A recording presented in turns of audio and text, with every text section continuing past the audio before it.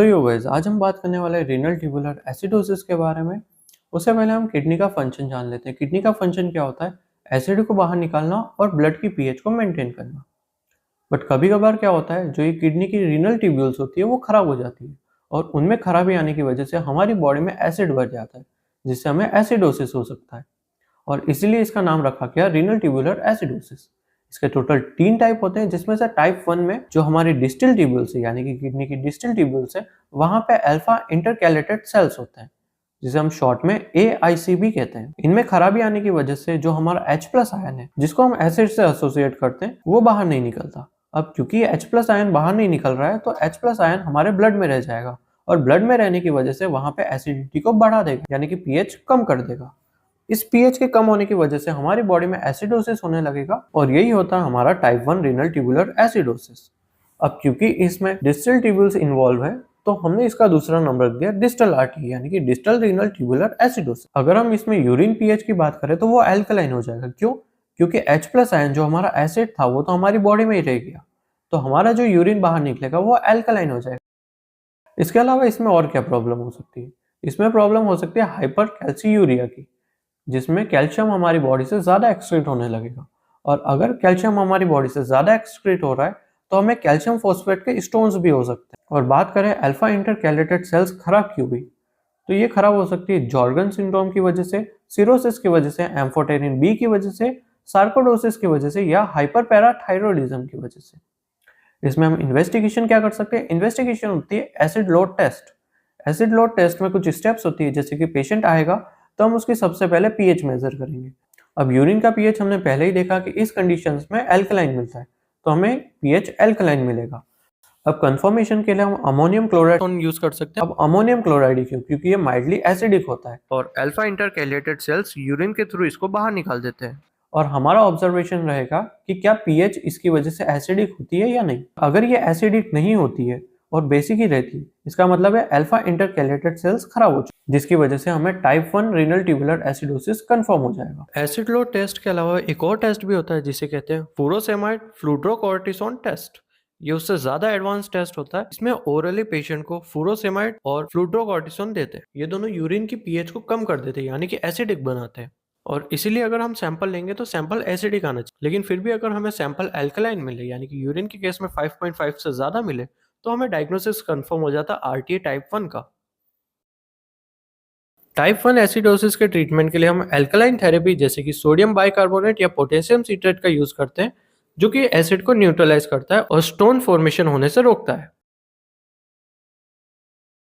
Second आते हैं हम टाइप 2 RTA पे। टाइप 2 RTA में प्रॉक्सिमल ट्यूब्यूल्स, यानी कि PCT में डिफेक्ट हो जाता है और PCT में डिफेक्ट होने की वजह से बाइकार्बोनेट का अब्जॉर्प्शन नहीं होता है। और क्योंकि बाइकार्बोनेट अल्कलाइन होता है और अल्कलाइन अगर बॉडी में अब्जॉर्ब नहीं हुआ तो बॉडी में एसिड बढ़ेगा, जिसकी वजह से ब्लड में एसिडोसिस हो सकता है। अब इसी का दूसरा नाम भी है प्रॉक्सिमल RTA, क्योंकि प्रॉक्सिमल ट्यूब्यूल्स खराब हो रही है। इसी के साथ साथ पहले की तरह इसमें भी हाइपर कैल्सीयूरिया होगा, लेकिन यहाँ पे कैल्शियम के स्टोन्स नहीं बढ़ते। क्यों? क्योंकि इसके साथ साथ सीट्रेट भी यूरिन में आता है और सीट्रेट आने की वजह से रीनल स्टोन नहीं बनते। बात करें इसकी पीएच क्या होगी, तो पीएच इसमें वेरिएबल होगी। इसके बाद आते हैं इटियोलॉजी पे। तो इटियोलॉजी में हो सकता है फैल्कोनी सिंड्रोम, एमाइलोडोसिस, मल्टीपल मायोलोमा और कार्बोनिक एनहाइड्रेस इनहिबिटर। बात करें इसकी इन्वेस्टिगेशन की, तो इन्वेस्टिगेशन में हम करेंगे यूरिनरी बाइकार्बोनेट लेवल, जो कि इस कंडीशन में हमें मिलेगा मोर देन 15%।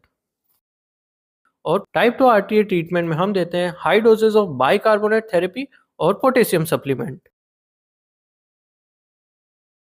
टाइप 3 होता है मिक्स्ड टाइप। ये रेयर होता है और इसमें टाइप 1 और टाइप 2 दोनों के फीचर होते हैं। अब इसका कॉज क्या होता है? कॉज होता है जेनेटिक कॉज। इसमें पीएच वेरिएबल हो सकती है। टाइप 3 का ट्रीटमेंट सिमिलर होता है टाइप 1 और टाइप 2, लेकिन डिपेंड करता है कौन सी स्टेट ज्यादा अफेक्टेड है। और आखिर में हम आते हैं टाइप 4 RTA पे। टाइप 4 RTA को जानने से पहले तुम्हें राह सिस्टम को समझना जरूरी है। अगर तुम्हें राह सिस्टम पहले से पता है तो अच्छी बात है। अगर शॉर्ट में जानना है तो ये समझ लो कुछ कुछ केमिकल रिसेप्टर होते हैं जो कि किडनी को बोलते हैं कि भाई ये फिल्टर करना है और ये नहीं करना है। तो राह सिस्टम में क्या क्या आ जाते हैं? जेजी सेल होता है। जेजी सेल रेनिन सिक्रीट करता है। रेनिन से एंजियोटेंसिन में आता है। एंजियोटेंसिन से एल्डोस्टेरोन रिलीज होता है और एल्डोस्टेरोन वर्क करता है इनेक चैनल पर। अब इनेक चैनल क्या करता है? ये H+ आयन को और पोटेशियम को बाहर निकालता है। और इसी प्रोसेस में अगर कहीं पे भी प्रॉब्लम हो जाती है तो हमें हो सकता है टाइप 4 RTA। क्योंकि अगर ये वर्क नहीं करेगा तो बॉडी H+ आयन और पोटेशियम को बाहर नहीं निकाल पाएगी, जिसकी वजह से बॉडी में एसिडोसिस तो बढ़ेगा ही, उसके अलावा पोटेशियम भी काफ़ी ज़्यादा बढ़ जाएगा, जिसकी वजह से हाइपरकैलेमिक स्टेट हो जाएगी। और इसीलिए इसका दूसरा नाम हाइपरकैलेमिक रीनल ट्यूबुलर एसिडोसिस भी कहते हैं। इसके कॉजेज क्या हो सकते हैं? मोस्ट कॉमन कॉज होता है इसका डायबिटीज मेलाइटस, जो कि इस रास सिस्टम को पूरी तरह से डिस्टर्ब कर देता है। दूसरा हो सकता है रास सिस्टम अच्छे से काम कर रहा है लेकिन एल्डोस्टेरोन के जो रिसेप्टर है वो रेजिस्टेंट हो गए। सीकेडी भी इसका एक कॉज हो सकता है और एड्रिनल इनसफिशिएंसी भी इसका एक कॉज हो सकता है। अभी कुछ और कंडीशंस में भी देखा जा सकता है, जैसे कि अगर तुम रास इनिबिटर लेते हो, जैसे एग्जाम्पल के लिए S inhibitor, aldosterone receptor blocker या फिर एल्डोस्टेरोन रिसेप्टर एंटागोनिस्ट, ये मेडिकेशन अगर तुम लेते हो तो इसमें भी तुम्हें सेम कंडीशन देखने को मिल सकती है। इसके अलावा डिजीजेस भी हो सकती है, जैसे कि HIV और सिकल सेल। टाइप 4 के ट्रीटमेंट में हम फ्लूड्रोकॉर्टिसोन यूज कर सकते हैं अगर एल्डोस्टेरोन डेफिशिएंट, और डाइटरी पोटेशियम रेस्ट्रिक्शन लगाने और बाइकार्बोनेट थेरेपी दे सकते हैं अगर नीडेड है तो। इसी के साथ में लाइक शेयर सब्सक्राइब करो। टाटा।